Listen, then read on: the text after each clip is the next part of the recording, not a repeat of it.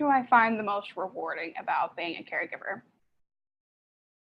That's hard because sometimes you get so caught up in like what you're doing all the time and how it affects your life.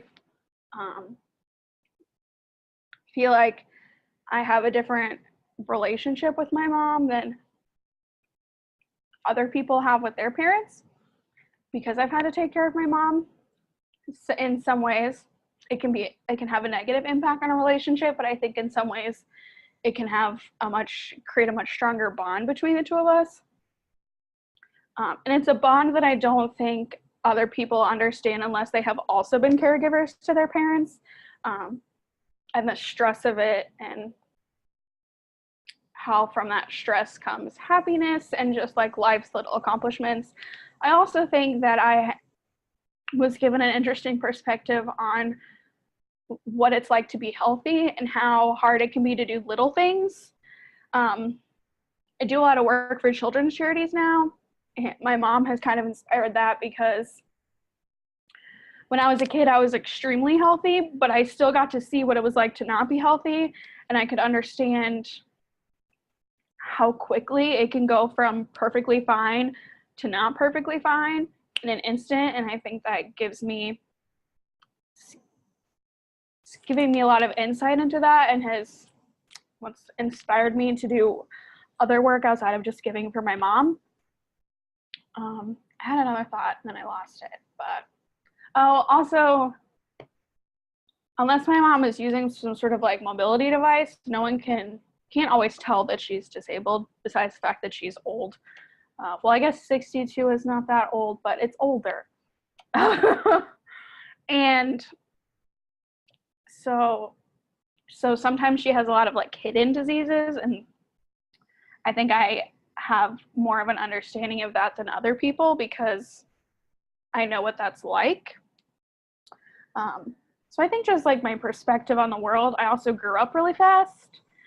So I get told a lot that for someone who's in their 20s, can I say cuss words? I have my stuff together a lot more, a lot better than people who were in their 20s, when other people who were in their 20s. And that's probably because I had to, learn how to cook the meals and drive and pay bills. My mom's terrible at paying bills. That is probably unrelated to her disabilities, but still a thing that I have to do.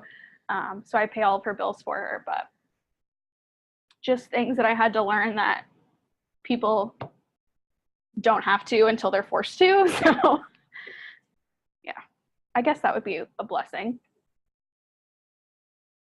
Some blessings can also be hurdles, as I said. It's kind of goes with the flow, but there have been a couple things that have been hurdles. I think personally, sometimes it's hard for me to not get frustrated. And I'm not frustrated at my mother, but you just get frustrated at the situations. You get frustrated at the constant interruptions. You get frustrated with always going to the fucking doctor, and like pharmacists are a pain in the ass. My mom's been getting the same pain pills for the last 10 years, but every single month the pharmacists act like she's addicted to drugs and that she's a horrible like abuser and treats everybody like shit, and it gets really, really old.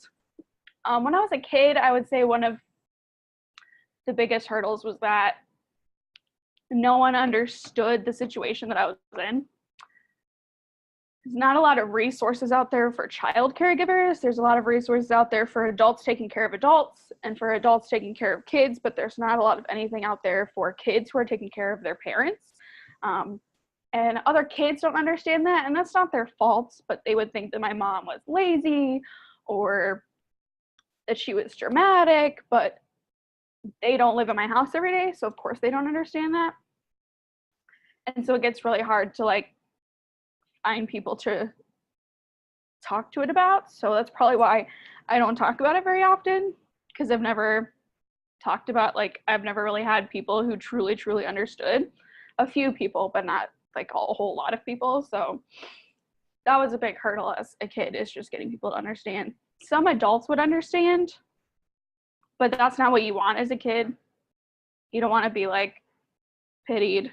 And my mom hated getting anything. We used to get like free food from the school and she hated it because she is, prideful. So she is very prideful about it. She doesn't like to ask for help. So that's another struggle, is even if she wants help, if she falls or something, she won't tell me immediately. She'll just take care of herself, and then she'll have a bruise like a day later, and I'll be like, what happened? And she won't say anything because she doesn't want to say that she fell and hurt herself. So those kinds of things, I think, are my biggest hurdles. It's just frustration and lack of support.